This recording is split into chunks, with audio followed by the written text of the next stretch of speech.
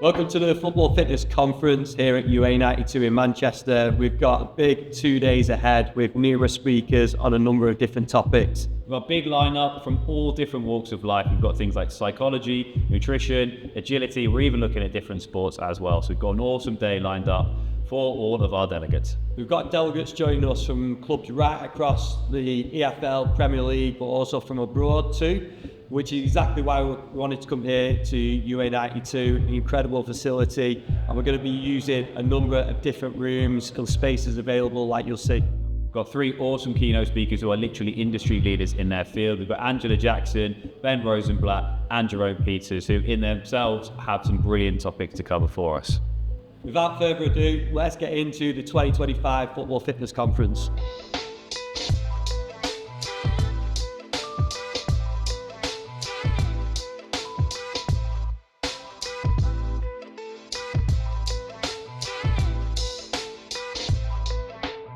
So day 2 of our conference kicked off with a team lift down here at Performance Centre. We've had people doing some speed testing, some Olympic lifting and some uppers as well, like you'll see.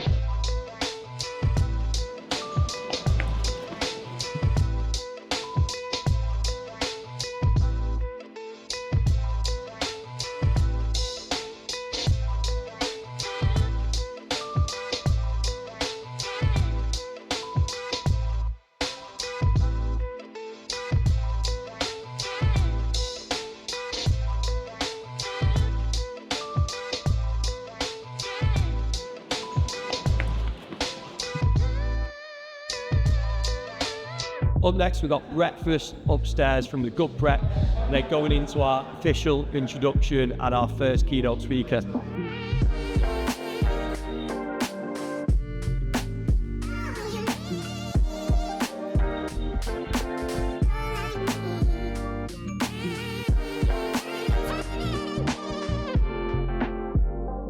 Thank you very much to everyone who came yesterday as well. We had some great feedback on the first day, so I really appreciate everyone reached out and giving some feedback on the first day. We encourage that for today as well. We want to hear from you on what you've enjoyed and what we could do better as well. For anyone that I've not met, I'm Ben from Football Fitness Federation, joined by Jordan and Owen from UA92. Just to point out a couple of things, on your name badges, you've got a couple of QR codes. You've got one with the timetable on, so the timetable is actually colour coded. So that'll tell you exactly where you need to be. The auditorium is in here, that's the red. You've got the event space, which is where we just were, that's blue. The performance centre, which is green, that is downstairs. So we'll be showing you exactly where you need to go if you're going to attend the presentations down there. And also the performance lab, the purple, is just out the doors on this side, where Howard is going to be presenting a little bit later on. When we have numerous presentations going on at the same time, you can select where you want to go. Right, so just turn up at the right time in the right place, and then you can obviously attend wherever you want to be. If you're in a group, we've got things you can maybe split up and get a little bit of a few different presentations at the same time. We've also got a few of us available that if anyone's not sure where you're going, give us a shout. We'll try and point you in the right direction as well. Like Owen said, I have the absolute honour of introducing our first keynote of the day. Someone a lot of people are aware of and who know, and also somebody who just put us all to shame in the early morning lift. A lot of us stuck around the outside, doing some uppers, not barely decided to go full on snatches pretty early doors as well, so showed us all a lot. But yeah, Ben Rosenblatt, founder of 292 Performance, and former performance coach at the FA. So he's doctor as well. Sorry Ben, I didn't put that there, Dr. Ben Rosenblatt, there you go. And he was presenting on physically preparing teams to win. We're going to just keep getting stronger and stronger and stronger and fitter. You know, but for me, it was a threshold-based thing. Once you've achieved these thresholds, we can move on and have the right to develop other aspects of our, physical qualities which are aligned with what the coaches are trying to change. The moment you decide to press repeat on something, you're dead, because everyone's going to they're going to catch up, they're going to repeat what you've done, they're going to do it better than you. Every year, every season, every time something goes well, you have to constantly reinvent yourself. You wait for disaster to change, disaster will come. But nonetheless, this was the moment that provoked large-scale organisational change in the FA.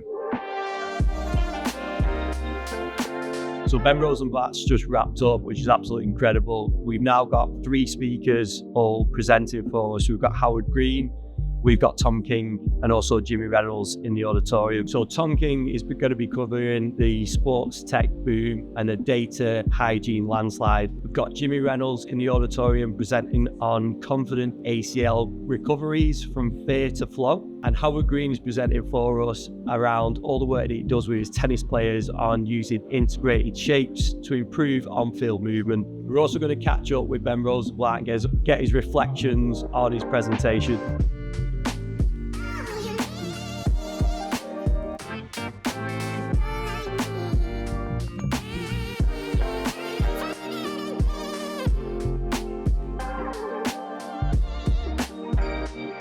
Dr. Ben Rosenblatt, you've just given us our first keynote of the Wednesday. How did you find it?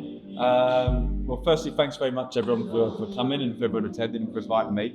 I really enjoyed it, and the thing I enjoyed the most was the questions and the level of interaction, which I'm sure is similar to the workshops or the kind of forums that you run on a regular basis. Nice. So obviously, with your experience, FA, and everywhere else you've worked, we've got people from all over the world here. We've got people from different backgrounds as well. They were also asking a few questions from different backgrounds as well. How did you find some of the questions from the delegates and people like that? Really varied, and some quite detailed. Everything ranging from something really technical, like how can you be certain that in certain interventions you put in place that had the impact that you wanted them to, versus how to interact with coaches and understand their language as well. So really broad. Nice. And then finally, how have you found the event so far? Have you enjoyed it? Some sign you come back to? Food's fantastic. Yes. Coffee's brilliant. The hospitality's been excellent. All of the sponsors have been really open and wanted to engage in the dialogue as well. There's been a nice sort of feeling amongst the delegates that they wanted to open up conversations and dialogue, which has been fun. And I've really enjoyed the presentation, particularly the balance between Q&A roundtable discussions and some hardcore content delivery as well. So thank you. No, thank you.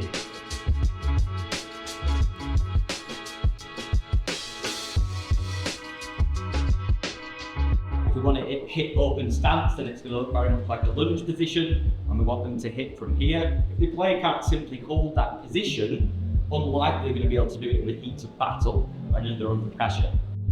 This, in terms of the seat being alive, would be neutral, and then this position is negative. You want to avoid a negative change of direction position. This is your guys when they're doing your 505, where they do a big banana. So they'll come here, hit that shape, and then run around. So we're looking the change of direction shape to be neutral or positive. For our guys, we can do that by a little bit more use of the hip and the changing. That's kind of something we're always striving for, and one of the most common errors that we'll see is that position. Again, for negative, we're either going to banana or we've got to move that foot.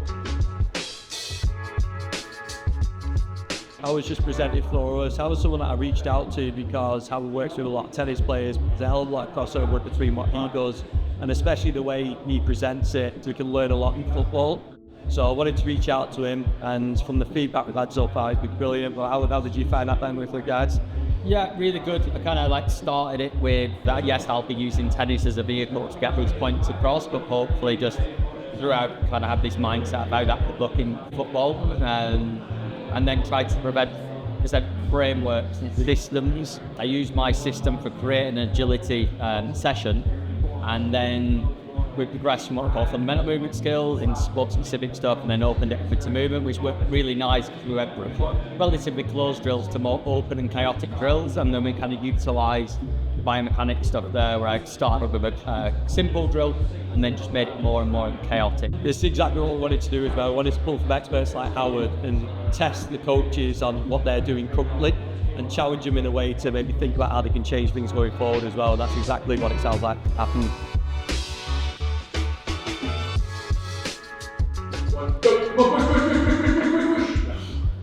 Good. All good? Pick yourself up. Cheers. Nice. Good. Any observations, questions on that test guy? Very similar to what everyone else does? Any differences?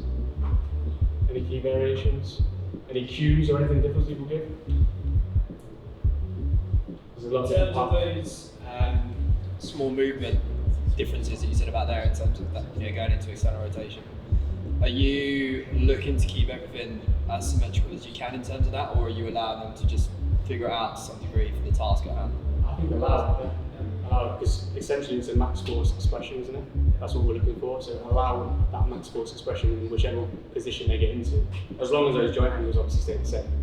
But essentially over time, if you think we need to change that, fine, whether that's focusing more on the medial hamstring or it might be, that's something we can definitely look at as well. Yeah, but as a test, as long as the angles are standardised, everything else is just whatever express max force.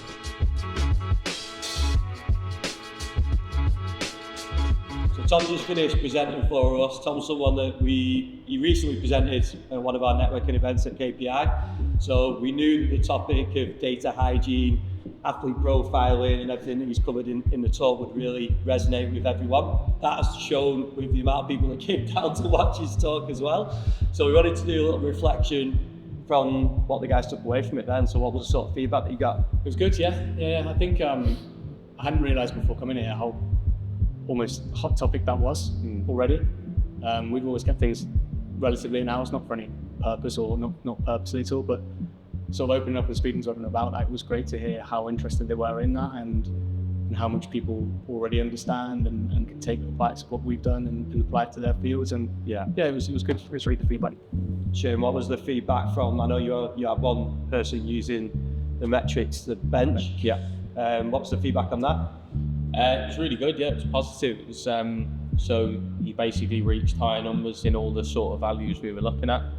So he felt a lot stronger and he, the time to set up was a lot quicker and he said that he was more comfortable as well in the bench. So all really positive. So during the practical, what was the sort of metrics that you were looking for in recording? Yeah, so we use the kit to look at hip extension strength. Isometric testing, so we're looking at things like peak force, rate of force development, specific angles, so how much force they can produce, and also what's really important from an applied perspective is how quickly we can set the kit up and actually apply it with the athletes and how accurate we can be with that. So kind of use that bench as an example of how we can really maximize data hygiene and get the most out of our data. So as Shay said there, our sort of setup, we were able to allow our athletes to generate a lot more force and feel more comfortable, feel like they're in a strong sort of setup and position. So so far feedback's been good. It's a new business and a new product that we're sort of bringing to the field. So any feedback, positive or negative, is great. So we're learning lots, which is good.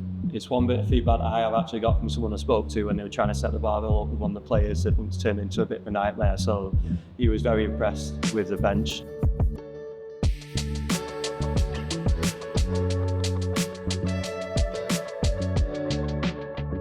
What I'm observing with my international players is you're just not having enough fuel during the game. So you get into the 60th minute and they're absolutely blowing. Like lungs are blowing, but they recover quickly. But then these are like not waking up, and they're trying to kick on. They just don't have the energy. And then I speak to those players that have gone from 20 grams to 100 grams, and I'm like, "How are you feeling in the second half?" They're like, "Mate, I could play 90. They play 100 minutes now." I want to bring this to you, Elliot, in terms of some of the players you go working with. Body comp measurements, do you do them? When it comes to performances are related to how a player looks as such. So some players, for example, may want to, have a 10 pack, for example, but is that going to correlate onto the pitch? Yes or no? That's obviously the big question.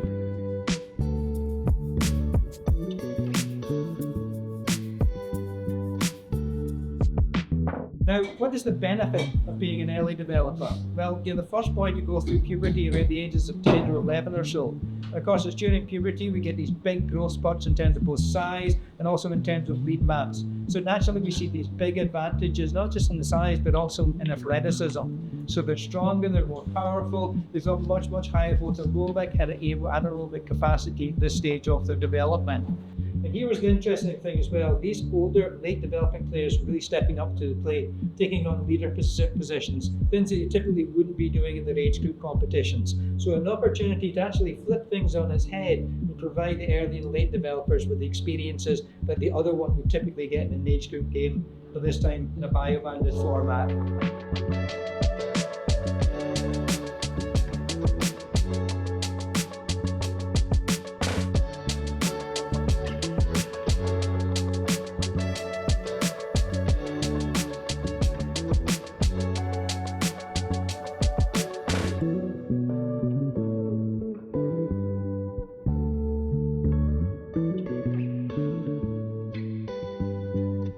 All the presentations from the conference are going to be on our community. So even if you aren't here, you are going to be able to watch them.